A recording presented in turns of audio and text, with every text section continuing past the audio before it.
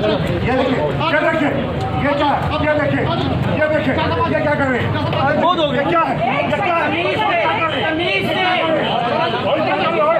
आप समझते हैं कि आप पाकिस्तान की एक तमन्ना आवाज़ हैं, तो ये जो मजलूम लोग हैं वक्तन फ़वक्तन अपने प्रोग्राम्स के जरिए भी हाँ इनकी बिल्कुल, आवाज़ बनती मैंने रहेगी। उनसे ये प्रॉमिस किया कि रूल ऑफ लॉ के लिए मैं बोलता रहूँगा। बिस्मिल्लाहिर्रहमानिर्रहीम, अस्सलाम वालेकुम। मैं हूं आपका मेज़बान आकिल हुसैन बाकरी। नाज़रीन, आज के प्रोग्राम में आज की कुछ दिल का खेज किस्म की खबरें हैं, उसकी तफसीलात आप तक पहुंचाएंगे। एक तो आज की सबसे बड़ी डेवलपमेंट यही है कि आज पाकिस्तान तहरीक इंसाफ को सुप्रीम कोर्ट से एक बहुत बड़ी खुशखबरी मिली है और एक बुरी खबर भी है। आज पाकिस्तान तहरीक इंसाफ को सुप्रीम कोर्ट से एक तो इसकी तफसीलात आप तक पहुँचाएँगे। वहीं दूसरी जानिब आज शाह महमूद कुरैशी को दोबारा जो गिरफ़्तार किया गया है उस हवाले से तो आप सब बखूबी आगाह हैं, लेकिन उनके साथ जो नारवा सलूक से पेश आए हैं उसके कुछ ऐसे विजुअल्स, कुछ ऐसी फुटेजेस हमारे पास मौजूद हैं जो मेरे ख्याल में आप लोगों ने कहीं भी नहीं देखा होगा। वो फुटेजेस आज के प्रोग्राम में आप लोगों को दिखाएंगे। आप लोग ख़ुद अंदाज़ा कर सकते हैं कि कैसे उनके साथ क्या सलूक से पेश आ चुके हैं। उसके अलावा आपसे कुछ देर पहले नेशनल प्रेस क्लब के बाहर जो बलोच ख़वातीन मिसिंग पर्सन के मामले को लेकर सरापा एहतजाज हैं, वहाँ इमरान रियाज खान एंकर पर्सन वहाँ आए थे और उनको बिल्कुल ही लिफ्ट नहीं करवाई गई है। वजह क्या बनी है, आँखों देखा जो अहवाल है वो आज के प्रोग्राम में आप लोगों को मैं बताऊंगा। अगर आप लोगों ने अभी तक हमारे चैनल को सब्सक्राइब नहीं किया है तो हमारे चैनल को ज़रूर सब्सक्राइब करें और बेल आइकन क्लिक करना ना भूलिए, ताकि इस तरह की अपडेट्स जो हम आप तक पहुंचाना चाहते हैं वो बर वक्त आप तक पहुंच सके। अगर आप लोग हमारे वीडियो को लाइक या फिर शेयर कर लेते हैं तो उससे यकीनन हमारी हौसला अफजाई हो जाती है और हम मज़ीद रिसर्च करके अच्छे प्रोग्राम्स आप तक पहुँचाने की पूरी कोशिश करते हैं।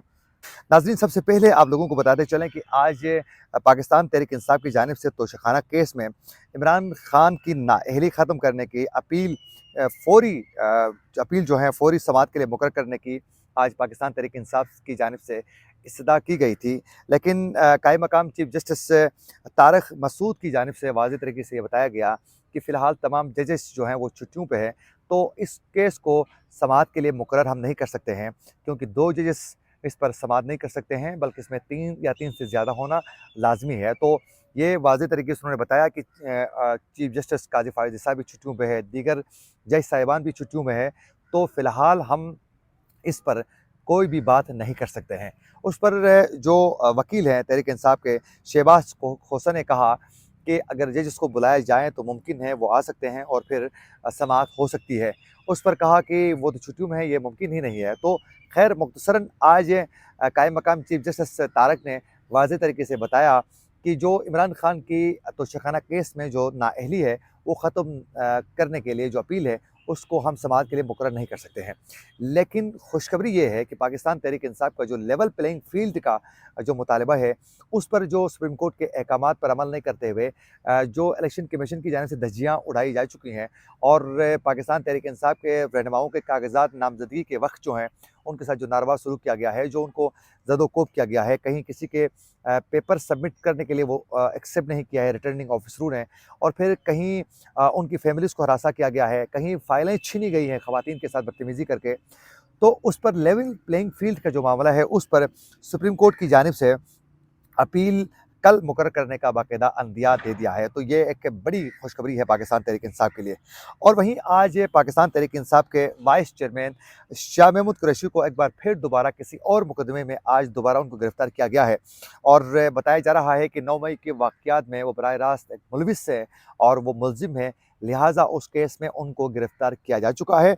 और ये बताया गया है पुलिस की जानिब से कि डिप्टी कमिश्नर रावलपिंडी ने शाह महमूद कुरैशी की नज़रबंदी का बाकायदा हुक्म जारी किया था, तो इसीलिए उनको गिरफ़्तार किया जा रहा है।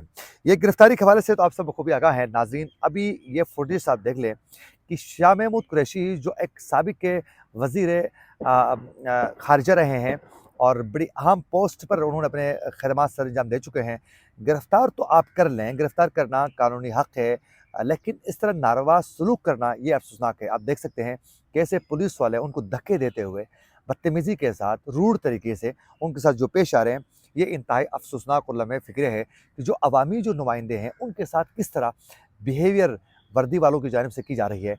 क्या कभी सोचा है आप लोगों ने कि किसी वर्दी वाले, किसी हवलदार को क्या इस तरह इस तरीके से धक्के मारते हुए गिरेबानों में पकड़ कर उनको घसीटते हुए लेके क्या गिरफ्तारी के लिए ले जा सकते हैं? नहीं, ऐसे मनाजिर पाकिस्तान में किसी भी आम शहरी ने नहीं देखा होगा। लेकिन पाकिस्तान में जो पॉलिटिशियंस हैं, जो सियासतदान हैं, उनको इस तरह की कार्रवाइयों का सामना करना पड़ता है और इससे यकीनन पाकिस्तान में जो लूली लंगड़ी जो जमहूरियत है उसका पर्दा चाक हो जाता है और पाकिस्तान में जमहूरियत के नाम पर जो कुछ दावे किए जा रहे हैं उसका पर्दा चाक हो जाता है कि यूँ सियासी नुमाइंदों को आप गिरफ्तार तो कर सकते हैं, लेकिन यूँ बदतमीज़ी के साथ पेश आना, धक्के मारना, ये इंतहाई अफसोसनाक और लम्हे फ़िक्र है उन तमाम लोगों के लिए जो अपने सियासी नुमाइंदों को इस तरह के हालात पर देखते हुए वो खामोश तमाशाई बने हुए होते हैं।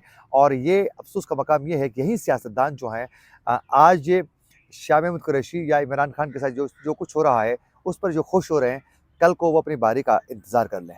कल जब नवाज शरीफ और उसकी बेटी के ऊपर जब जुल्म हो रहा था तो यही तमाम सियासी जमातें खामोश तमाशाई बनी हुई थी। तो मेरे ख़्याल में सियासतदानों को बहुत कुछ सीखने की बहुत ज़्यादा ज़रूरत है।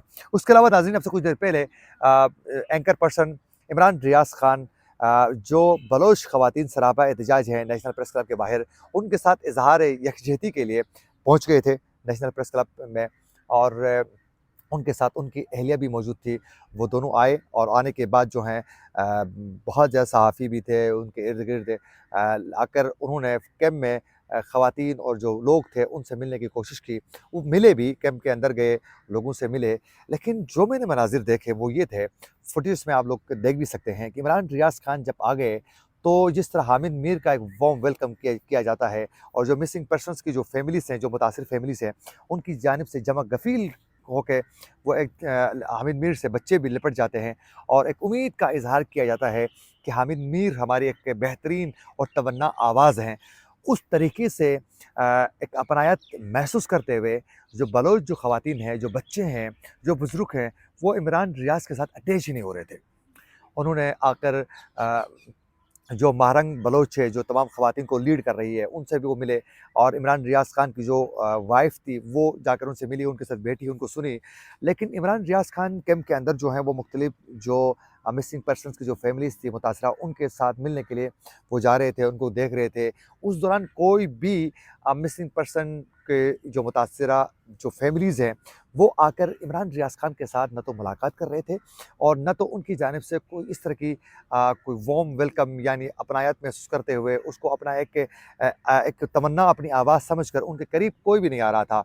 जब वो चक्कर लगा रहे थे पूरे कैंप के अंदर तो उसके बाद 2 लड़के जो ड्यूटी पर खड़े थे, बलोच लड़के जो ख़वातीन के इर्द-गिर्द किसी भी गैर मुतल्लिक़ा शख़्स को आने से बचाने के लिए उन्होंने थोड़ा एक बाउंड्री बनाकर उसके हिफाज़त के लिए जो मामूर थे वहाँ, उन बलोच 2 नौजवानों ने इमरान रियाज़ खान को ब्रीफ़िंग दे दिया कि कहाँ से कितनी फ़ैमिलीज़ आई हैं और इनके मुतालबात क्या हैं।